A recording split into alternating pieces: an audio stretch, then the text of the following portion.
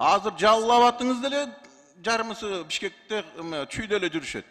Ошондуктан алдыгы кеминде Чүй областына 2 эсе көбөйткүлө. Потому что Чүй областын болгон Кыргызстандын баары көчүп келди. Анан кийин башка областтарда киши калбай калды. Кредитти кимге бересиңер? Жана банкка докладыңыз мага жакты. Бияктан анча-мынча наез кылып атпайбы? Ошондуктан ысык атанычы биринчи кылып коюңуз. Мен сизди мактап атпаймбы? Азыр жиниңиз менен бар банккачы бир 30 миллионду которуп жергиле ысык атага. Макулбу? Эмне сизди уруша берет жөн эле? Вообще нормальный пацансыз.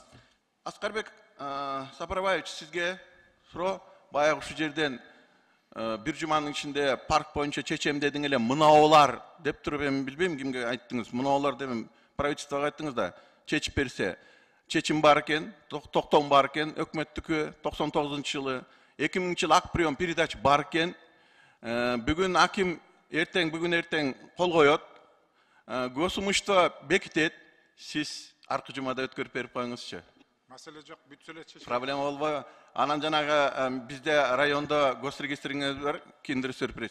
Ошонуңузга да айтып коюңузчу. Кыйшаңдабай оформить этип кой депчи.